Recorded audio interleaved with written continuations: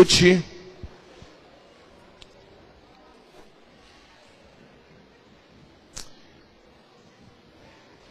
no livro de Ruth, capítulo 1. Enquanto você acha o livro de Ruth, eu quero dar mais um aviso último da noite sobre Israel. Dia 28 de janeiro, a nossa igreja vai estar indo para a caravana para Israel, onde nós vamos passar um momento maravilhoso. A caravana vai estar passando por Paris. Vai ter um city tour na cidade de Paris, mas o nosso foco é Israel, tá bom? Aonde nós vamos ter um momento maravilhoso, andar de barco no Mar da Galileia com palavra profética. Vamos ter batismo profético no Rio Jordão, oração no Monte Carmelo, Jerusalém. Você vai se hospedar no hotel na beira do Mar Morto, vai poder se banhar na água do Mar Morto, mas também visitar Jericó, as cidades do deserto da Judéia, Monte das Oliveiras. Assim, vai ser um momento muito maravilhoso. É um encontro com Deus na Terra Santa. Em cada lugar que nós vamos, gente, eu abro a Bíblia na passagem bíblica, por exemplo, na fonte de Gideão. A fonte está lá até hoje. Eu abro a Bíblia na passagem e leio o texto bíblico e ministro uma palavra naquela geografia. É algo tremendo, é uma experiência única, de grande reflexão e de vida espiritual. E eu conto com você. Falta 4, 5 meses, está chegando, e dá tempo de você adquirir a sua passagem, tá bom? Agora, para você que achou o livro de Ruth, o título dessa mensagem é: Não saia da casa do pão. Olha para o teu irmão e fala: não saia da casa do pão. Glória a Deus.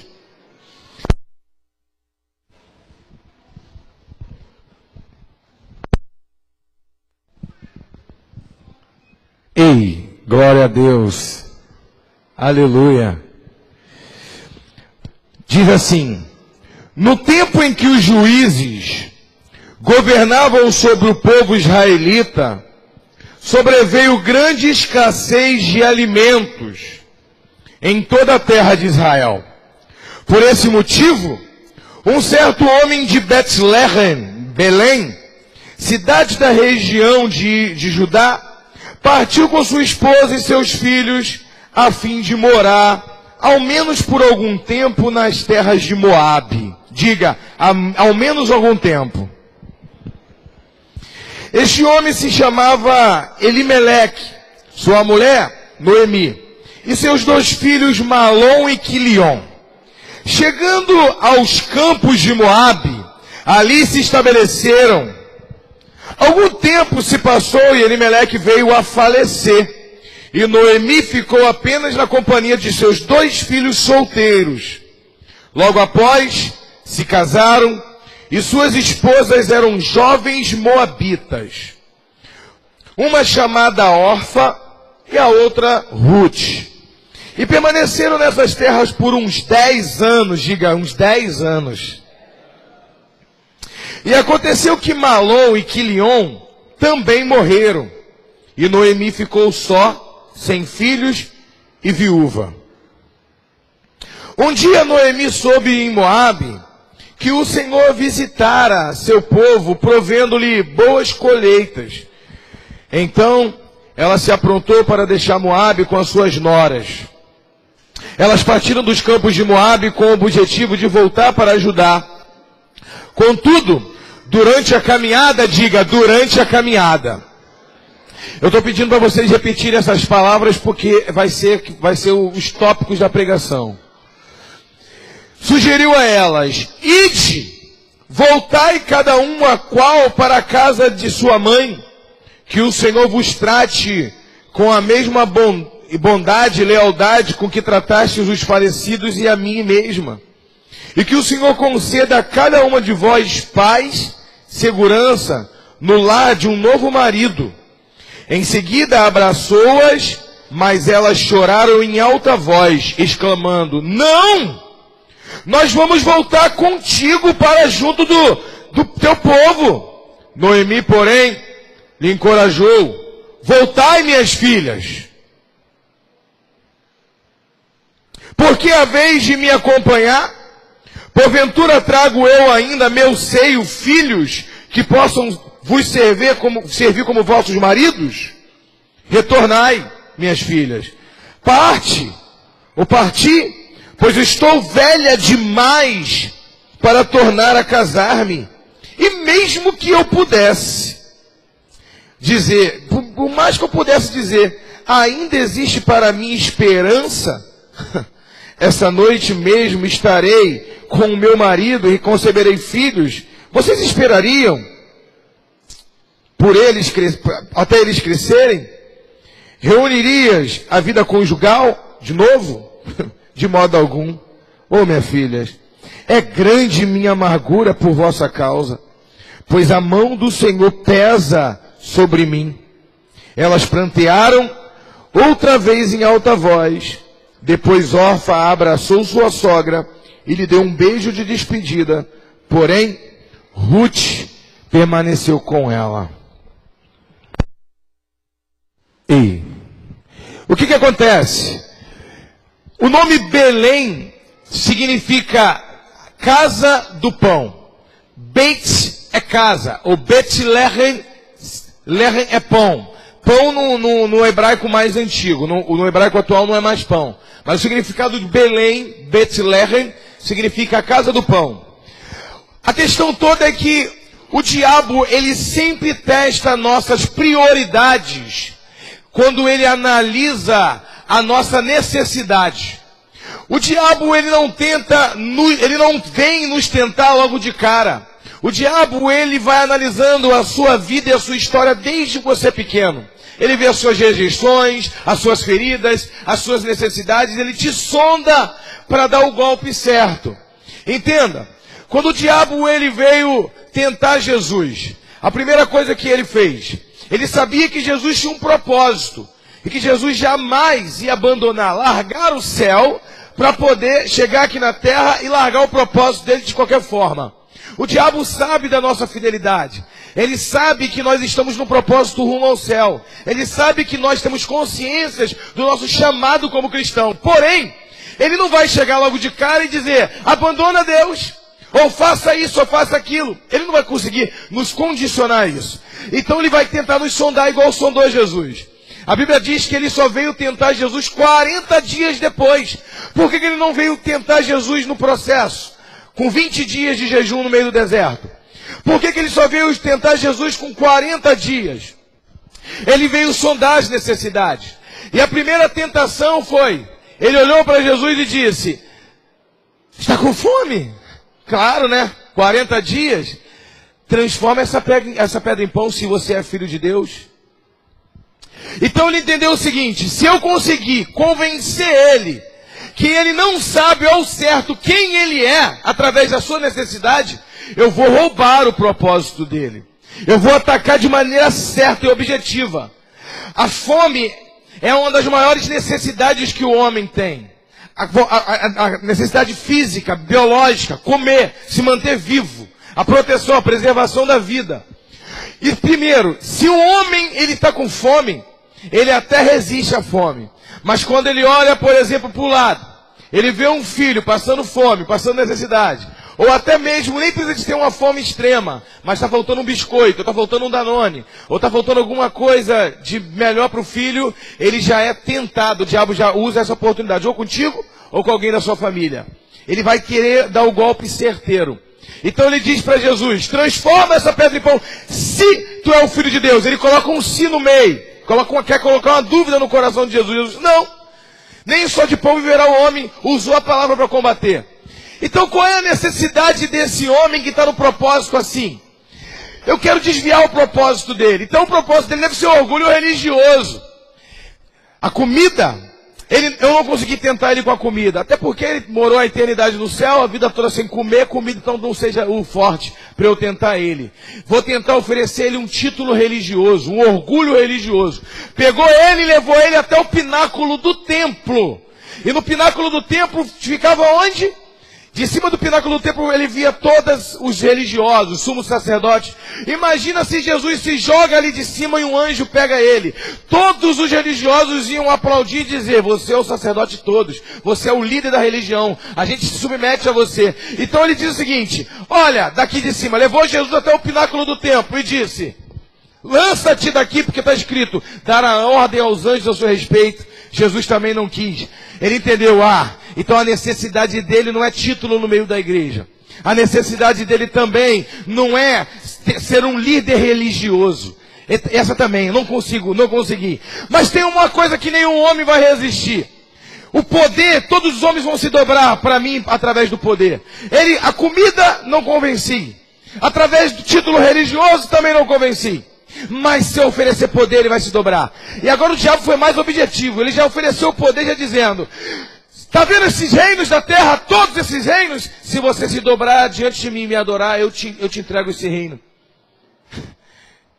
Apartai-vos de mim, Satanás. Jesus disse: porque está escrito, só o Senhor teu Deus se dobrará e só ele prestará culto. E o diabo se retirou da presença dele. Se o diabo sondou Jesus, sabendo que Jesus é o Filho de Deus, e sondou as necessidades de Jesus antes de tentar, o diabo vai fazer a mesma coisa com cada um de nós. Ele não vai vir logo de cara, ele vai te sondar. Ele quer te pegar um ponto fraco. Agora, entenda só. Noemi estava lá em Belém com o seu marido. E a Bíblia diz que houve uma grande escassez de alimento. Uma grande fome. Eles começaram a passar necessidade. Ao ponto desse homem dizer o seguinte: vamos sair daqui, vamos para a terra de Moabe para passar só um tempo lá. Lembra que eu pedi vocês para repetir? Só um tempo? Só um tempo, sabe por quê? Quando nós estamos no lugar que Deus nos estabeleceu, quando nós estamos na presença dele, Belém ali representa a presença do Senhor. Belém representa o propósito, o meu chamado, a minha essência. O lugar que Deus quer que eu esteja no sentido de vida espiritual, de confiança, de me manter focado em Deus, de olhar para o monte. Como Davi disse, eu elevo meus olhos para o monte, porque de lá vai vir o meu socorro. O Senhor é minha fortaleza. Eu não vou sair daqui desorientado. Eu sei que o Senhor tem para mim algo melhor. Então, o que esse homem fez? Ele olhou para o lado, viu que não tinha comida, viu que estava passando necessidade, pegou a família dele e levou para Moabe. Entenda, Moabe é uma das cidades que representa o mundo na Bíblia. Todas as cidades, os países, as nações estrangeiras que eram inimigas de Israel, tinha uma nomenclatura de mundo. O Egito representa o mundo, a Babilônia representa o mundo, Moabe representa o mundo, Amon representa o mundo. São nações que representam o mundo. Agora, olha só que tremendo.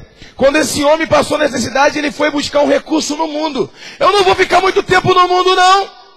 Eu vou ficar só um pouquinho no mundo. É só até resolver um problema. Depois eu volto para a igreja de novo. Quem disse que eu vou ficar muito tempo? Eu vou ficar só um pouquinho de nada. Vou lá, vou resolver um negócio. Não foi isso que ele disse? Vou só resolver. Quando passa a luta. E aí, a promessa é ele ficar ali. Por quê? Belém tem algo de tremendo.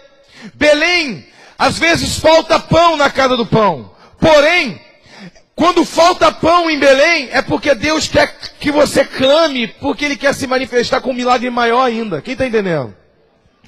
Belém é lugar de ser surpreendido por Deus. Você vai entender isso no final do culto.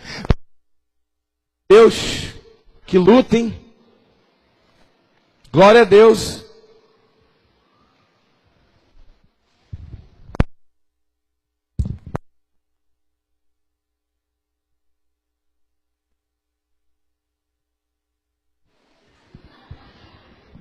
É só para tu ficar esperto. 1 é bom, 2 é bom, 3 é demais, né, irmão? Então, Belém é um lugar de ser surpreendido por Deus. Quando falta alguma coisa na vida do crente, não é para o crente procurar recurso no mundo. Quando falta alguma coisa no crente, é para o crente se submeter a Deus e clamar. Porque Deus quer te colocar para clamar. Ele quer fazer algo maior na sua vida. Algo que vai superar as suas expectativas. Mas quando o homem não lança, ele lança a mão da confiança em Deus, e ele confia mais no seu braço, ele começa a olhar e dizer, está faltando, vou dar meu jeitinho. Vou ficar só um pouquinho no mundo, mas vai ser só um pouquinho mesmo. Depois eu volto para a igreja e volto a confiar em Deus. Se passaram um tempo, ele morreu. Passou-se 10 anos e os filhos também morreram. Ele comprometeu a conquista da família dele toda, porque ele saiu do lugar que Deus estabeleceu. A presença de Deus é um lugar que crente nenhum tem que sair. Nós temos que permanecer na presença do Senhor, seja a luta que nós passarmos, a dificuldade que nós passarmos, porque até as dificuldades que nós passamos é para nos amadurecer, é para Deus fazer algo mais soberano sobre a nossa vida, é para nos trazer entendimento, é para trazer unidade familiar, é para mostrar para o teu filho que a vida não é só PlayStation e videogame, embora possa ter, mas no dia que der defeito, não ficar te agoniando para consertar, que Deus quer que você jogue menos videogame e tenha mais relacionamento com teus irmãos ou com a família. Tudo que acontece na nossa vida é para promover um relacionamento, para promover algo maior, para Deus fazer um grande milagre. Não é dar um jeitinho. Quem está entendendo? E aí ele sai. E quando ele sai, ele perde tudo. Agora olha só. Quando Noemi perde o marido, quando perde os filhos, ela chama as noras e fala, eu fiquei sabendo que tem pão agora em Belém novamente. Pão está relacionado ao alimento, não é pão simplesmente comida. Desde o início, desde quando o homem chamou, Deus chamou o homem tem uma preocupação com as coisas básicas que Deus oferece para cada um de nós. Desde lá do Egito, quando Deus lançou o maná sobre a terra e prometeu a comida do céu, as pessoas têm um entendimento muito errado do que é o maná. Por exemplo, quando fala de maná, os crentes acham que o maná caía um pãozinho já pronto, já com manteiga, ou sei lá, já pronto, que o cara só pegava e comia. Deus nunca vai dar, escuta, guarda isso. Deus nunca vai dar comida direto do céu para uma pessoa antes que a pessoa tenha que fazer alguma coisa também. Porque Deus não dá vazão para pessoas desocupadas e preguiçosas. O maná, ele caía em forma de orvalho. Em Israel, quase não chove. Às vezes chove 2 vezes por ano. Mas o que faz a terra de Israel ser fértil não é a chuva igual aqui no Brasil. É porque lá durante o dia faz muito calor. Mas à noite, principalmente no deserto, fica 3, 4 graus abaixo de zero. O orvalho é muito denso. Vocês lembram de Gideão? Quando Gideão disse, Senhor, eu quero fazer prova do Senhor, e colocou o novelo de lã. Se o orvalho encher o novelo de lã de água e a terra em volta estiver seca, ele faz essa metáfora, com essa ilustração, porque lá em Israel tem muito orvalho. Vocês lembram de Davi que disse, Monte Gilboa, sobre ti não cai a chuva e nem orvalho. E até hoje em Israel não cai chuva e nem orvalho sobre o Monte Gilboa. Monte Gilboa é um monte seco. Do lado tem o Monte Tabor, do lado tem outro monte.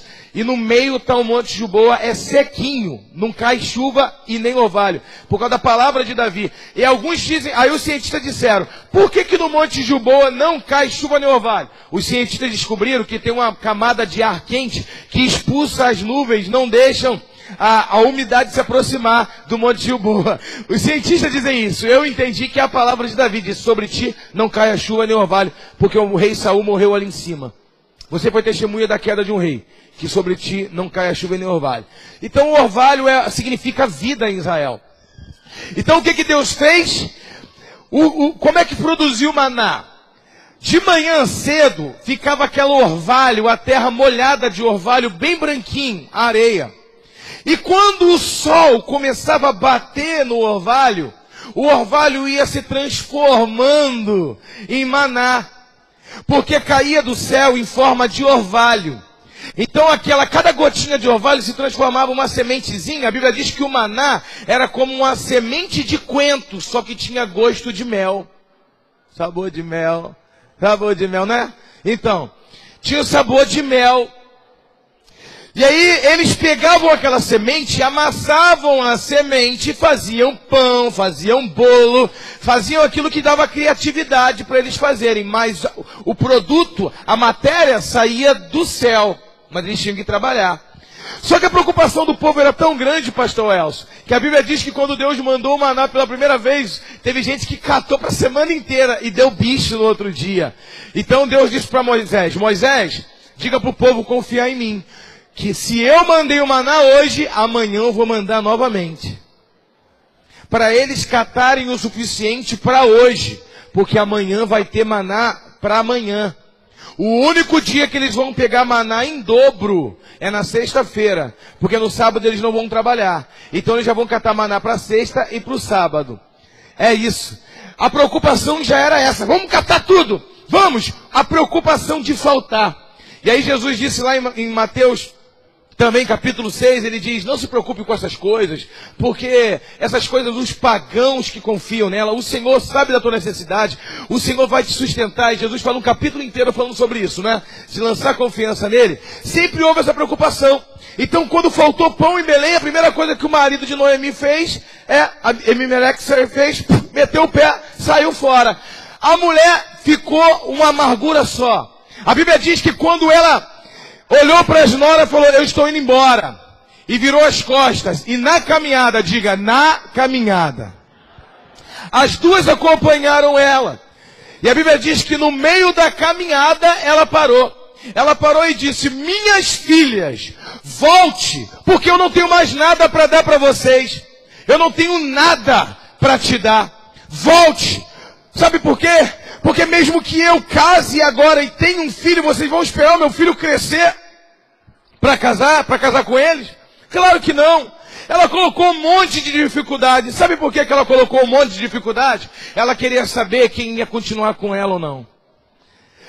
Irmãos, quando nós achamos que não temos mais nada para dar, nós ainda temos muita coisa para dar. Deus estava querendo provar para Noemi que o que dava valor a ela não é o que ela pode dar, mas quem ela é. O líder, mesmo amargo, mesmo no meio de perdas, ele tem alguma coisa para dar. Olha só que tremendo. Ela coloca a dificuldade e diz, volta, órfã volta. Ruth continua. E quando, no meio da caminhada, é na caminhada, é durante a caminhada. Às vezes nós como líderes, às vezes nós como pastores, às vezes nós até com filho. Você cria o seu filho, não é assim? Você dá de tudo para o seu filho. Faz de tudo para ele. No dia que você precisa, ele te abandona, ninguém vai te visitar. É no dia da caminhada que Deus deixa um ali e diz assim, olha, eu sou contigo. Como que eu sou contigo? Essa pessoa aí está aí para te ajudar, para te servir. Deus sempre deixa a fidelidade. O nome Ruth significa fidelidade. Sabe? Quando a pessoa pensa que não tem nada para dar, que ela está abandonada, Deus diz, eu vou deixar minha fidelidade contigo. E eles estão voltando. Minha filha, o que você vai fazer atrás de mim? A palavra Noemi, o nome Noemi significa doçura. E quando ela chega na terra de Belém, algumas pessoas já chegam procurando ela e diz, Noemi, ela disse, não me chama de Noemi, porque eu não sou mais doce. Me chama de Mara, porque eu me tornei uma mulher amarga. Porque Deus me tornou uma mulher amarga. É isso que ela diz no texto. Deus me tornou uma mulher amarga. Irmãos, Deus tornou ela uma mulher amarga. Nós vivemos das nossas escolhas e das nossas prioridades. Deus coloca situações diante de nós para nós escolhermos o melhor e o que é certo.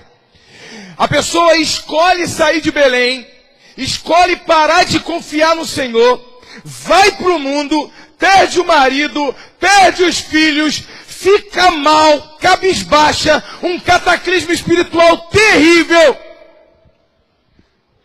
E aí depois diz, não me chama de doçura, não me chama de Noemi, me chama de Mara, porque Deus me tornou uma mulher amarga.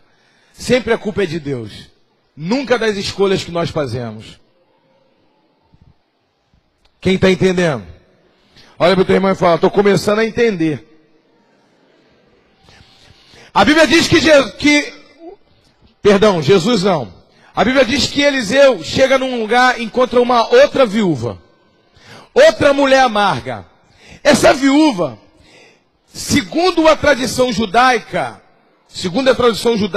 o Talmud e outras fontes históricas, essa viúva que Eliseu encontrou, ela era a mulher do profeta Obadias.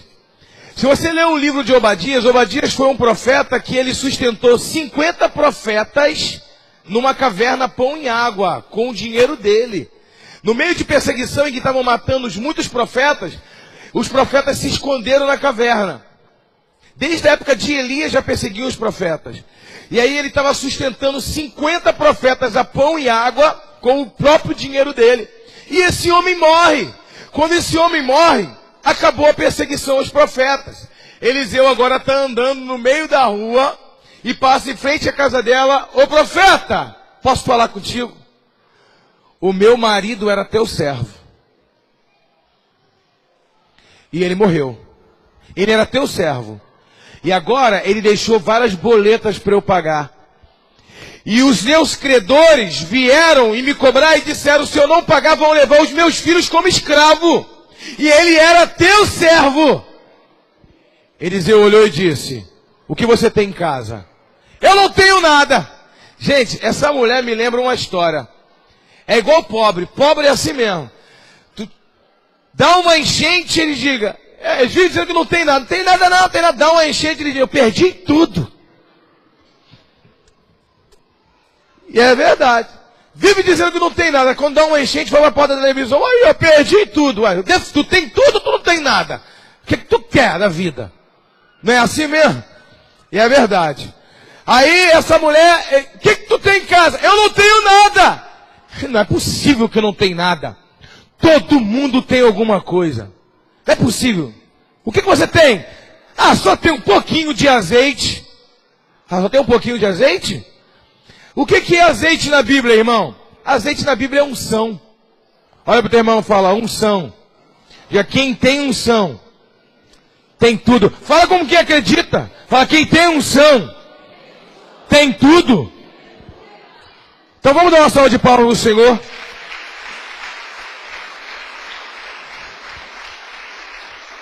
Sabe o que eu entendo com isso?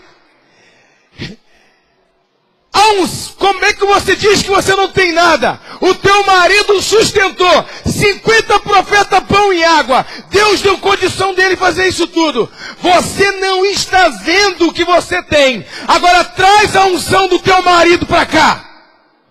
Traz o que o teu marido deixou. Se você não sabe, irmão, o azeite era a especiaria mais cara que tinha antigamente. Ela servia para fazer comida, acender lamparina. E o azeite tem utilidade para tudo. Quando você usa o azeite, quando ele não tem mais utilidade, serve para acender lamparina. E quando você pensa que não tem mais nenhuma, o resto do azeite serve para fazer sabão, sabonete. O sabonete Palmolive que você usa, ele é de oliveira. Ele é de azeite. Ele é todo utilizado. Então era uma especiaria muito cara. Era muito caro. E o profeta diz assim, traz o azeite. Agora vá nas casas. Repete comigo, diga, nas casas. Em todas as casas. Nas células. Diga, nas casas. Diga, nas células. Diga, nas casas. Diga, nas células. Diga, nas células. Diga, nas casas. E traga um vaso. E traga um vaso. Mais outra salva de palmas. Aleluia. Vá nas casas de todas as casas e traga um vaso. E quando eles trouxeram vaso, o azeite se multiplicou. E encheu o vaso. E encheu outro vaso. E encheu outro vaso. Quando encheu todos os vasos, Eliseu disse, tem mais algum vaso? Olha para o teu irmão e fala assim, tem vaso? Diga, quer azeite? Traga vaso. Tem gente que quer unção, mas não quer trazer convidado para a igreja. Deus vai derramar o vaso em azeite aonde? Se você já está cheio. Pessoas que vêm para a igreja e não traz um vaso, ele clama por unção, significa que ele está vazio de azeite, ele quer se encher. Agora, quando um homem já é cheio de azeite e clama por mais unção, ele tem que trazer vaso, porque Deus não desperdiça nada. A Bíblia diz que quando acabaram os vasos, o azeite cessou. Porque Deus não desperdiça. Agora você vai olhar para o seu irmão, eu gosto de ser chato, sabe por quê? O ensino, ele traz marcação, e quando você fala, você lembra. Olha para o teu irmão e fala assim: você sabia que Deus não desperdiça nada? Muito menos unção. Muito menos a unção de um servo que deu a vida para ter essa unção. Agora você pode dar uma outra salva de palmas para o Senhor.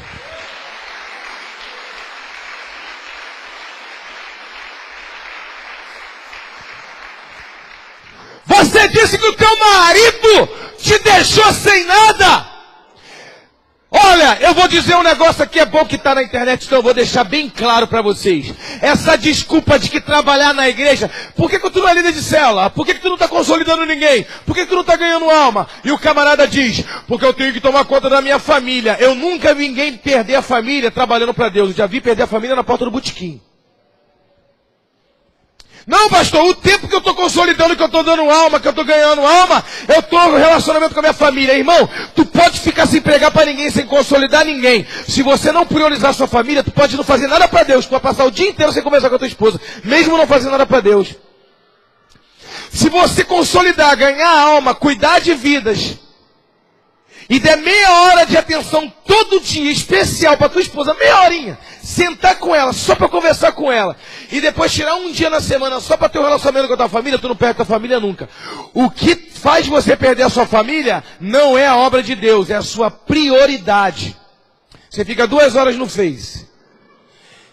Não é isso? Então é a sua prioridade. Se você largar o Face, você tem 2 horas para a tua família. Não é a obra de Deus. Eu nunca vi nenhum pastor, nenhum líder, ninguém, nenhuma mulher perder o casamento porque está trabalhando demais na obra de Deus. Eu já vi ao contrário. Eu já vi pessoas perderem a família por não se envolverem na obra de Deus. Por quê? Porque se tornou um religioso.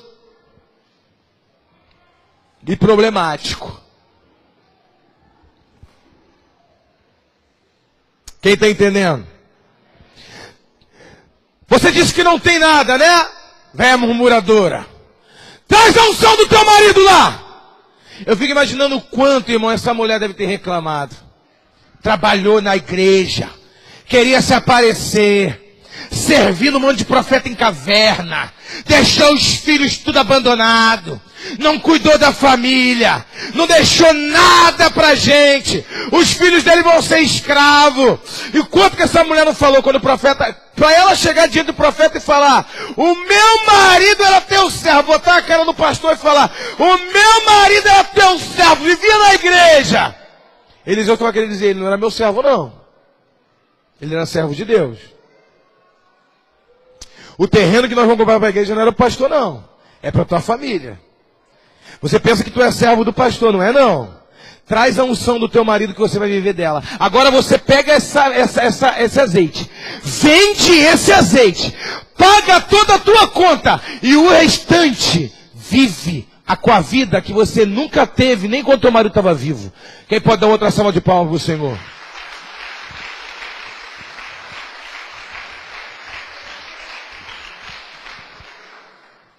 Olha para o teu irmão e fala: não saia de Belém.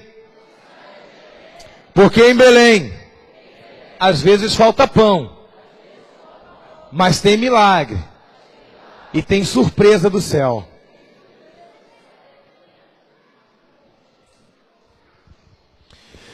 A Bíblia diz que Noemi, ela vai andando e ela está amarga. Sabe, pastora Aline, pastora Andréia, os líderes de célula aqui, os líderes de 12. Às vezes nós estamos mal. Às vezes nós não estamos bem. Estamos passando por uma luta. Estamos passando por uma dificuldade. Estamos até amargos, porque quando uma pessoa tem perdas, ela se torna amarga. Quando uma pessoa tem perdas, ela se torna uma pessoa, ela fica mal.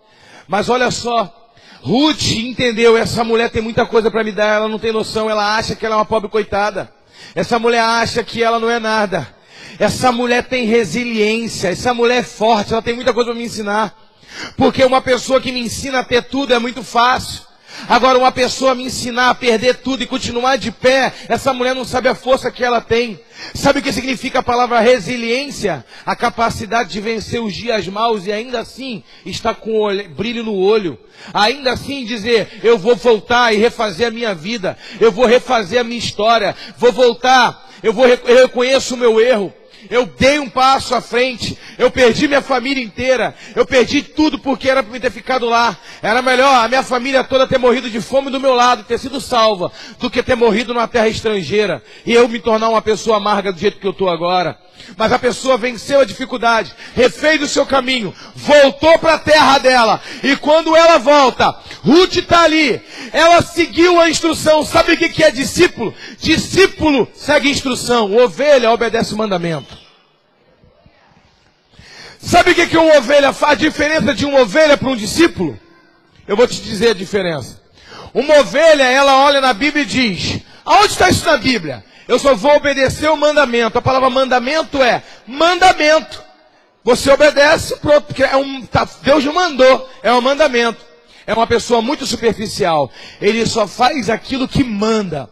Agora, um discípulo, ele vê a instrução do líder dele. Ele vê a instrução do líder dele como se fosse um mandamento, mesmo a instrução não sendo.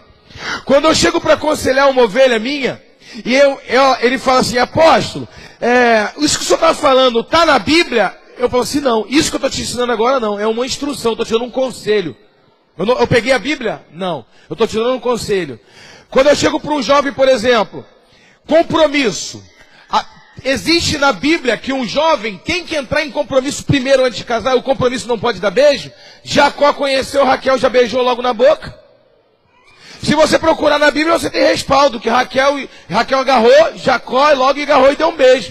Aí eu dou uma instrução aqui, jovem, entre em compromisso, evita beijar. Sabe por quê? Se você beijar, vai acender um fogo que você não vai ser capaz de apagar. E aí eu dou uma instrução, é um mandamento? É uma instrução. E aí, se o meu pastor está me dando essa instrução, eu vou obedecer. Ele tem a instrução do pastor como se fosse um mandamento para ele. Essa é a diferença. Quando algum discípulo vem me pedir algum conselho, ele fala com ele, meu filho, olha o que a Bíblia diz, eu uso a Bíblia. Mas quando não tem respaldo bíblico, mas tem uma experiência de vida, pelo conhecimento, pelo discipulado, eu falo assim, olha meus filhos, eu não vou usar a Bíblia, mas eu vou te dar um conselho. Se fosse eu não faria isso ou eu faria isso. E aí a pessoa pensa, uau, eu vou fazer o que o meu pastor faria. Eu não imponho, eu digo, eu no teu lugar eu faria diferente. E o discípulo ele pega e ele diz, eu vou fazer o que o meu pastor faria. A instrução dele. Sabe o que Ruth faz com Noemi?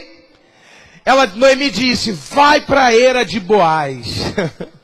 E começa lá a trabalhar, catar alguns pendões de trigo na eira dele. E ele vai, e ela vai. Porque era mandamento. Se tivesse algum pobre em alguma plantação, o mandamento é que tinha que deixar cair alguns pendões para o pobre catar. E ela se submeteu, uma mulher se submeteu a uma humilhação como essa. E ela foi catar os pendões que as pessoas deixavam cair. E aí Boaz olhou para ela e disse, que jovem é essa? Essa é a jovem, é a nora viúva de Noemi, que regressou para a terra de Belém. Deixe cair um feixe de trigo para ela, bem grande e generoso. Porque se deixar cair, ela vai poder pegar. Deixaram cair um feixe bem bonito. E ela chega com aquele feixe bonito. Aí Noemi disse, que feixe de trigo é esse que você pegou? Deixaram cair na fazenda de Boaz. Quem deu essa instrução? Boaz. Ele deixou cair um feixe de trigo? Quando ele estiver deitado lá no celeiro dele, vai lá e cobre o pé dele, descobre o pé dele e deita nos pés dele. Minha líder, eu vou fazer isso. Faz o que eu estou falando. E deu uma instrução. E aquele homem olhou e viu aquela jovem e quis casar com aquela jovem. Agora olha só que tremendo. Olha para o teu irmão e fala, quando eu sou fiel, quando você é fiel, Deus reserva uma bênção para nós. Aquela mulher estava amarga sim. Aquela mulher não podia dar recursos. Mas o que aquela mulher tinha para dar era discipulado. Aquela mulher, ela olhou e disse: eu vou te dar instrução, e essa instrução vai mudar a sua vida. Eu não tenho dinheiro, nem tenho filho para te dar mais, mas a minha experiência de vida vai mudar a tua vida. Olha só que tremendo. A Bíblia diz que Boaz resolve casar com ela. Boaz não é um homem simplesmente, irmão. Ruth não é simplesmente uma mulher. Existem algumas figuras na Bíblia que representam uma unção. Você está entendendo? Quando você vê uma mulher chamada Jezabel na Bíblia, ela existiu, mas ela representa um espírito. Quando você vê Ruth na Bíblia, ela existiu de fato, mas ela tem a representação de um espírito de fidelidade. Quando você vê um Boaz na vida, ele representa algo reservado para Deus. Aonde um homem rico, igual Boaz, de 55 anos a 60 anos, era mais ou menos a idade de Boaz. Um homem rico, solteiro, rico e solteiro, cheio de princípio bíblico, não tinha casado ainda. Por que ele não tinha casado? Olha para o teu irmão e fala: Boaz estava reservado para quem é fiel. Uma salva de palmas.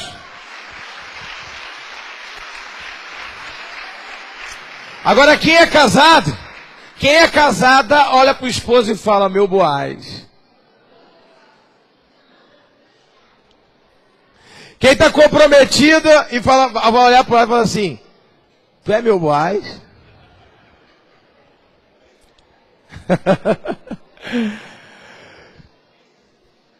Agora você vai olhar Boaz, porque todo Boaz precisa de uma boazuda. Quem casa com Boaz é o quê? É a boazuda. Será que você é minha boazuda? Agora tu é que é casado e fala assim: Deus reservou você para mim, minha boazuda. É verdade, não é isso?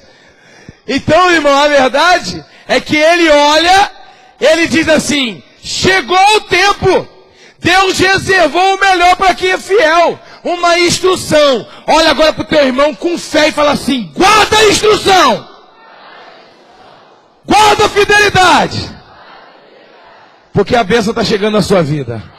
Uma salva de palmas para o Senhor. Aleluia, aleluia, glória a Deus. É durante a caminhada que vai se definindo. Agora olha que tremendo. A Bíblia diz que Belém era o lugar onde Jesus nasceu. Os pastores estavam os líderes de célula, os líderes de 12, os pastores estavam lá no monte. O Ministério do Louvor pode vir, tá? Pode vir. Estavam no monte, com fidelidade tomando conta das ovelhas. Uma noite gélida, passando dificuldade, tomando conta da ovelha. E de repente, diga de repente. A palavra de repente, tem gente que escreve errado. D-R-R, pente. De repente é separado. É de repente. Quem já viu aquela música que diz assim, ó: não degue lá, vai na tua casa amanhã, degue lá, os caras rimam. O nome disso é repente. Porque cada um fala e pega o outro no improviso, né? Então o nome disso é repente. Quem já ouviu essas rimas? Então, repentista. A palavra repente é aquilo que te surpreende. Então, de repente, sem eles esperarem, eles olharam para o céu e apareceu um anjo. E quando esse anjo aparece para ele, daqui a pouco eles olham, atrás desse anjo tem miríades e miríades de anjos. E esses anjos começam a louvar a Deus e começam a dizer: bem, paz na terra aos homens de boa vontade. E começam a anunciar o nascimento de Jesus. Vocês conhecem? Vocês cantavam isso na cantata de Natal, não é? Até na escola você cantava. E a Bíblia diz que os pastores, os anjos dizem: já nasceu em Belém o Salvador, o Cristo. E os pastores, eles vêm e vão até onde Jesus nasceu. Sabe por quê, irmão? Quando nós somos fiéis, quando nós estamos pastoreando, sendo no nível de pastor, no nível de 12 ou líder de célula, você está cuidando de uma vida, você já está pastoreando. Quando você está pastoreando, a surpresa vem primeiro para você. Quando Deus quer anunciar algo grande para a igreja, Ele anuncia primeiro para os pastores. Sabe por quê? Os anjos, a palavra anjo em hebraico, malachá, e a palavra em grego para anjo é angelos, que significa pastor, obreiro. Ao anjo da igreja escreva, Apocalipse diz, ao anjo da igreja escreva. O que significa isso? O pastor. Quem é o anjo da igreja? O pastor. Então, os anjos aparecem para o pastor, porque estava falando de pastor para pastor. O Salvador nasceu. E Ele é o Cristo. E os pastores descem para ver. E quando os pastores descem para ver, eles estão lá vendo Cristo, glorificando. Aparecem 3 reis sábios. Que a Bíblia fala dos 3 reis magos, mas é uma interpretação muito medieval, muito condicionada na época pelo entendimento católico. E até mesmo pagão na época. Mas são os 3 reis sábios. E esses 3 reis sábios, você que tinha um pezinho lá, coroinha, né? Você sabe o nome deles. Beltesazar, Melquior e Gaspar. Melquior significa meu rei é luz. Meler em hebraico é rei. Meler. Meler Haolam, Deus, rei do universo. Baruch Rabá Beshem Adonai, Baruch Rabá, não é isso? Aí vem e fala Meler Haolam, eles na reza deles, dos judeus, o rei. Ó, Melquior, é luz em hebraico. Vaomé Elohim, e Rió, vê e Rió. E disse Deus, haja luz, e houve luz. Ó, Melquior, meu rei é luz. Beltesazar significa, meu Deus é soberano. E agora o que significa o nome Gaspar? Eles honraram com ouro, com perfume, não é isso? Com incenso, fala de oração, fala de santidade, fala de entrega. Mas um deles, Gaspar, o nome significava aquele que inspeciona. Gaspar significa aquele que supervisiona. No meio daqueles que vieram glorificar, veio um para inspecionar. O que eles vieram inspecionar? Se os pastores iam estar presentes no dia do nascimento. Quando Deus manda pessoas para honrar a Deus, Ele manda pessoas para inspecionar também a atitude dos pastores e dos líderes. Sabe por quê? Aquele que tem direitos tem deveres. E aquele que trabalha hoje para o Senhor está produzindo unção para a sua geração, para a sua descendência. E vai viver da unção que foi produzida no joelho. Quem entendeu essa palavra, dê uma salva de palmas para o Senhor.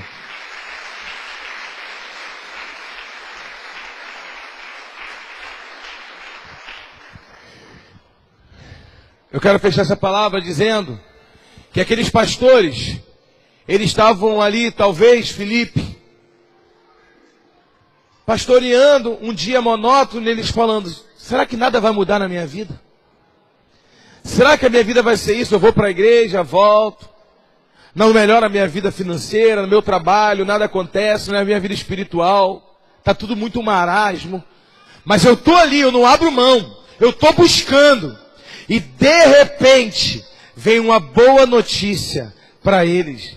Sabe o que Deus quer fazer com cada um de nós? Nessa noite, nos surpreender.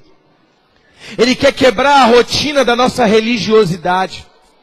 Ele quer quebrar a rotina da nossa fé morna, de frequentador de igreja, que acha, o culto termina 9 horas, o apóstolo vai terminar 9 horas, o culto está terminando com louvor e tudo, olha que benção, né? Vai dar até para ver os gols do, sei lá, do Atlético Paranaense. Eu já sei o que vai acontecer. Eu já sei tudo o que vai acontecer. Né? Eu já sei, o culto está na palma da minha mão. O Ministério de Louvor toca 4 ou 3 adorações, ele toca uma celebração, aí tem uma apresentação, quando não tem a palavra de oferta, depois da palavra de oferta vem o apóstolo pregando, o apóstolo prega, faz o apelo 1 ou 2 vezes para quem quer aceitar Jesus. O controle do culto está tudo na minha mão, já sei o que vai acontecer. Já até marquei na pizzaria ali, ó, 9h20 a gente está na pizzaria, está tudo no meu controle. Aí Deus disse, eu não posso fazer nada na sua vida. Você não me permite eu te surpreender. Você marcar um encontro 20 minutos depois do culto, você não entende que no final do culto eu posso te possuir com o meu espírito. E você ficar ali jogado no chão chorando, com meleca saindo do nariz, você chorando. E quando der 10 horas você está ali chorando ainda. O pastor só queria fechar a igreja meia-noite e você está chorando ainda. E vai para casa chorando. E vai entrar no quarto e a presença de Deus te falando em língua. E a presença de Deus te possuindo ainda. E naquela noite você nem dormir direito. Tamanha presença de Deus. Será que Deus pode fazer isso na sua vida? Será que Ele pode te surpreender? Então, fica no lugar certo. Belém é o teu lugar. A presença de Deus é o teu lugar. Não vai buscar recurso no mundo. Deus vai te surpreender. Se coloque de pé nesse momento.